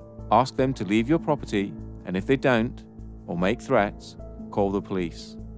They will have no warrants, so the police must ask them to leave, as it is a civil case. They have no power, only empty threats. We deal with bailiffs quite differently from how we deal with debt collectors. So if bailiffs suddenly say, oh, we want some money, the first thing we would do is, if normally they contact you by post first. And we would just make a differentiation. We're talking about not court bailiffs, but we're talking about private bailiffs. And so for banks and things like that, it's always private bailiffs. So court bailiffs are a little bit different and a little bit specialised. So, but if we're dealing with debts, as and the website is, we'd be talking about private bailiffs. Now, the thing is, they actually have very, very few powers, if any. So the first thing you do, you send them a removal of implied rights of access. So you send them a document you can download off the website, which removes their implied rights of access. Now, what you're doing, you're removing that common law right from the bailiff to be on your property, which means that as soon as he sets foot on your property, then he's committing a trespass, which you can then sue him for. So you make that very clear to him. You can then put that notice on the door or on a window so that it's visible when they actually come onto your property. That's the first thing you do. It's a good idea that everything you do, if they actually turn up at your property, the first thing you do, ideally if you've got a front and back door, you'd go out the back door, lock it behind you, okay, and then go round to the front and meet the bailiff. Make sure you have a camera at all times and view everything. Notepads are great. If you have a notepad and a pen as well, if there's 2 of you, one with a notepad and a pen, another with a camera, it automatically you're watching them. They realise they're being challenged, and that they can't push you about if you're recording everything, and you're well within your rights to do this. The other thing you ask them with the bailiffs, you always ask them, can I see a signed warrant from the court? Now, it has to be signed by an actual judge, not signed by anyone else. It is very unlikely they will have this, unless they have this and give it to you to read, and you can then read it through and take notes. But you can then say, right, I then want to contact the court and actually ensure that this person that signed it is in fact who they say it is. Otherwise you're here under false pretenses, and this is fraudulent. Very often, it's very rare that they actually have anything signed by a judge. So gentlemen, there's bailiffs on the doorstep, the concept of illegal debts, and how you actually deal with them when they're on your doorstep. So who'd like to take that? Well, first thing you've got to understand is that the standard bailiffs have no power whatsoever. They will tell you they can come in your property whenever they want and remove property. They cannot. They're like vampires. You have to allow them in once. If you've allowed them in, they can come back and possibly break into your property and remove it. If you don't let them in the first place, there's nothing they can do. My son was dealing with a particular bailiff called Equita, who were threatening to come around and remove his property. And he showed me the letter and he got a little worried because it says, we would prefer you to be there, but if you're not, we will remove property anyway. And just to put his mind at rest, I actually phoned up the bailiff and stated that they'd said they were going to come and remove property, to which they replied, yes, we can legally come and remove property because once we've had a walk-in possession order. Now, a walk-in possession order is when they've actually walked into your property and started jotting down what you've got. Right. If you never let them in the first place, they can't get in. And the bailiff admitted that if we've not entered your property, we cannot get in. Mm-hmm. One of the tricks they will do is try pushing past you. Right. If they touch you, that's assault. Call the police. What, just touching you? Touching you is assault. Okay. So they can't push their way in, force past you, that's assault. If they do that, call the police there and then. And they will back off, and also threaten them with a Form 4 warning, which you can send off to their certificating court, right. And they basically could lose a job for that. Right, I'm going to go. What are you doing? Film this, please. Don't obstruct me. I'm not obstructing you. Right. Show us the warrant. Give us the keys. Show us the warrant. The warrant. Let me have a look at the warrant. Bring it 999, please. You can see it. 999. 999. You're not going in without a warrant. You don't tell me what to do. I will. I just did. Yeah, well, you're wrong. I'm wrong, am I? What am I wrong about? Where's your warrant? Go away. There. Where's your warrant? You got. Can you see that? Let me have a look at the warrant. How you doing? There. You're trying to be heavy here or something. You're trying to intimidate me. You know what you're trying to do? You said 6 times. Can I see the warrant? There. No, no, no. I want to see the warrant. Hand me the warrant. You're not. You are here. And of course, they can't break into your house. That's the other thing. Everyone thinks, well, they can't. You can let them in. Once you've let them in, basically they can then go in again. But what you do not let them in. You make sure the house is locked at all times. Except for in exceptional circumstances listed here, criminal court fines, income tax, or, if it's a business, can reasonable force be used to gain entry, but only as a last resort and only after all other avenues have been exhausted. The wording here is reasonable force. Bailiffs cannot use force against a person, and it states it here in Schedule 12 of the Control of Goods Act. And here in the Criminal Law Act 1997. And on the gov.uk website. The problems arise when bailiffs do not understand their powers and misinterpret the words of the acts, which is easy to do as they are so complicated. Bailiffs tend to pick the parts of certain acts that suit them best. A prime example of this is when the police attend and the bailiff shows them a court warrant, walking possession order, or something of that nature, and then they show this part of Schedule 12 of the Taking Control of Goods Act, where it states it is an offence to obstruct a bailiff. The police will state that they are there to prevent a breach of the peace, and if you obstruct the bailiff, they will arrest you to prevent that breach of the peace. This can be broken down to a tale of the tape to show the position of each person in the situation. You, a living, breathing human being. Human rights are absolute. Only unto the law. You are man or woman, the highest authority. You are trying to protect your property.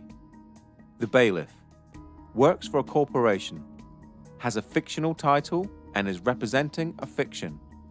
No right to use force against a human. Has some sort of court order. The police officer is a public servant. You are the public and the bailiff is not. They are there to prevent a breach of the peace.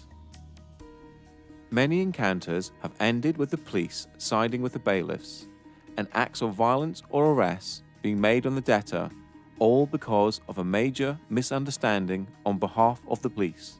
Here's why. We have shown that force cannot be used to collect a debt except in exceptional circumstances. A bailiff cannot use force on a person. If you are standing in front of your door and peacefully resisting, they cannot move you out of the way. For an arrest under the prevention of a breach of the peace, there are plenty of case laws that show the aggressor is the one to be arrested.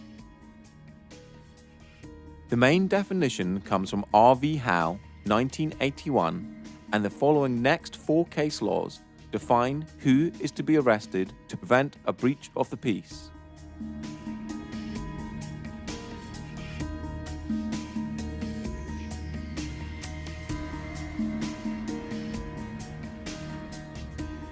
You cannot be obstructing a bailiff from his duties, as using force on a human is not his duty. It seems trivial, but the law allows you to peacefully resist the possession of your home or property.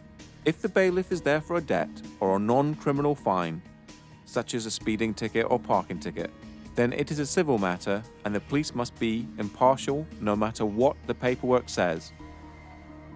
R.V. Howe, 1981, and Bibby v. Chief Constable of Essex Police, 2004, are now held as the authority for defining a breach of the peace.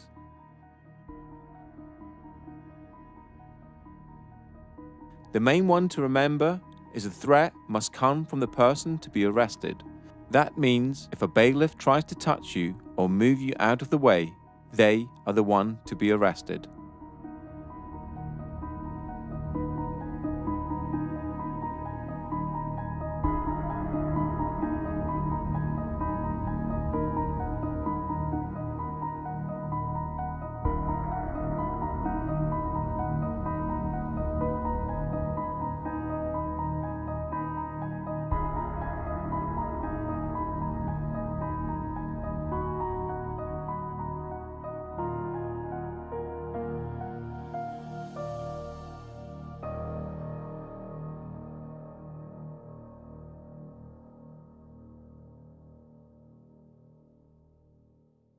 I'm talking to you. I'll help you up in court, mate. Oh, please do. Oh, I will do. What's your name? Higgs. H-I-G-G-S. First name, Paul. Date of birth, 5/9/55. I'm being intimidated and threatened. Your opinion is worth less than something I might trod on. What's the matter with you? How many of you are there? What's it got to do with you? Hello? You're committing trespass and fraud and theft on people. That's what you do for a job, and you should be disgusted with yourself. That's what you do for a job. You're a thief.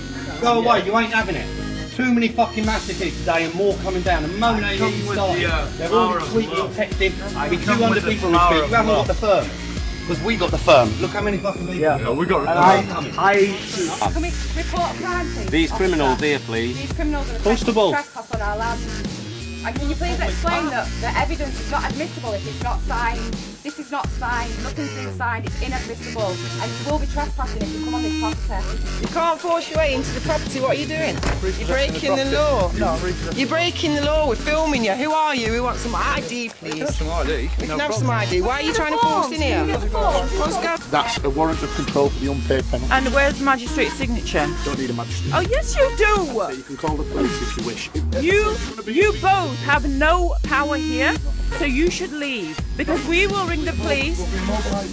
You can do that, but it will be deemed theft. Leave the land. Leave the land. Leave the land. Thank you very much. Leave the land, please. He's got no authority. He's a locksmith. Get him off the land. Thank you very much. You need to read this in relation to this eviction today. We're not allowed to use any force or violence, and that will be laid at Magistrates Court tomorrow for a summons against anybody here who authorises or who issues violence for this eviction. It's simply not allowed. I'm pretty sure of that. I'm pretty sure it's not just a job. Yeah, I'm sure it's vocational. You're doing the right thing. Yeah, you swore an oath to protect us as people, not to protect them, to protect us.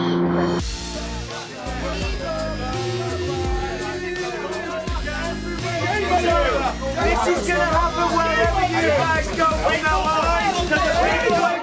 You people need to really think about what you're doing, please, before it's too late. And don't be arrogant, Mr. Koresh. You really have got a problem there. No, you haven't. No, you haven't. Don't touch me now, mate. Don't touch I'm not touching her. Don't My touch arms her. are here, right? I'm not touching her. You're not coming in. You're not coming in. You're not coming in. Right. See you. What's the job done?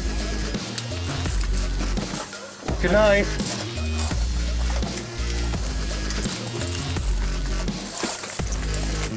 The law. He's a criminal. He's a trespass. Caught by this. He's refusing to request a leave. by a sergeant. Briefly. Thank you very much, constables. Absolutely, you're going to be heroes online. Absolute heroes. Well done. Absolutely amazing work. You've just made history in this country. You've just made history in this country.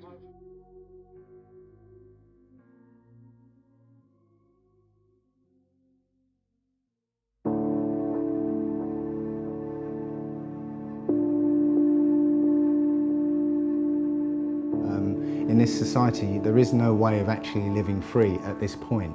I've had the idea to find some land somewhere, buy a piece of land and build my own house and live apart from the system. The system will not allow you to do that. They will come for you and kick you off your own land and force you to live the way they want you to live.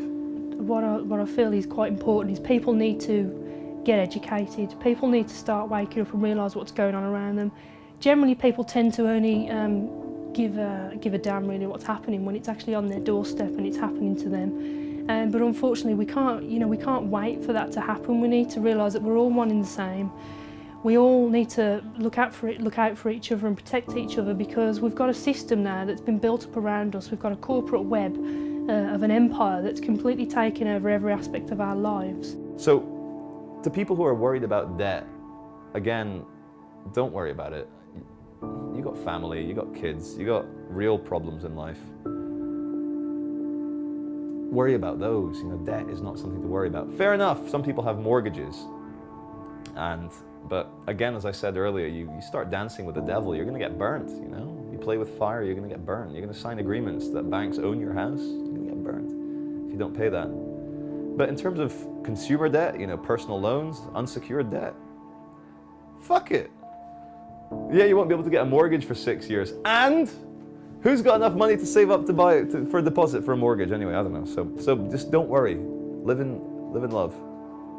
Get out of debt free we've got one piece of the jigsaw, but there's so many things that need fixing on the planet, like health, education, law, everything. There's so many pieces, and I've been at, I think, 8 different festivals this summer, and I've seen tens upon tens of, probably 50 different speakers, and all of them have got a little bit of the jigsaw, and I'm sort of just trying to see how together that we can build a new sort of reality based on fairness, because when you realise that, hang on, they're spraying stuff in the skies, they're putting stuff in our water supply, and they're cutting down rainforests, and these are all problems. Now, I've got the answer to one of these, but to change the world, we've got to sort out all these problems, I feel.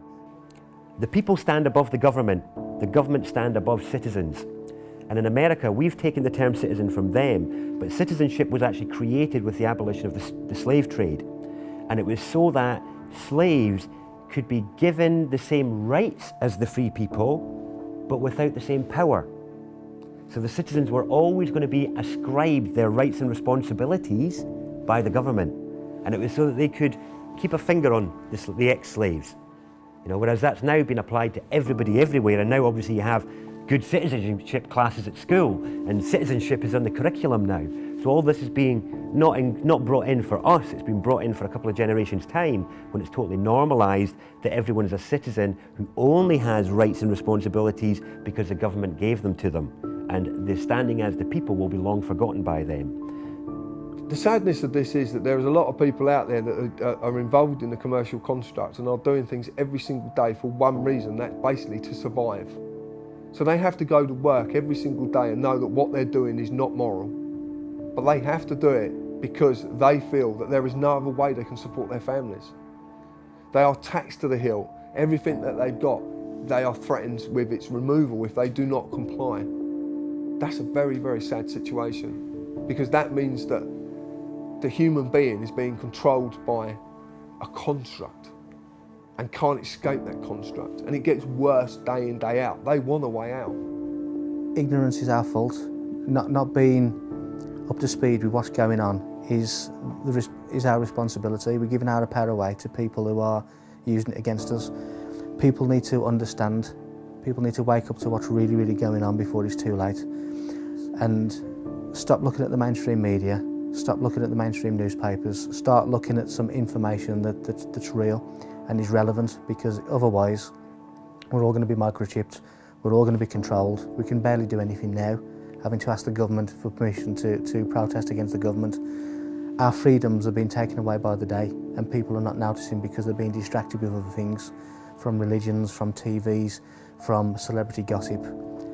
We need to be adults about it, we need to open our eyes, and we need to really, really see what's happening. Otherwise, we're going to be in the middle of this new world order, this complete one system of control, and we're all just going to be barcodes. And that's the way it's going, and that is the true reality of the world that we're living in at the moment. 5 years ago, when I was looking for letters to actually send to the banks, there was nothing on the internet. Nobody was like talking about this apart from Mary Elizabeth Croft, who I based our letters on.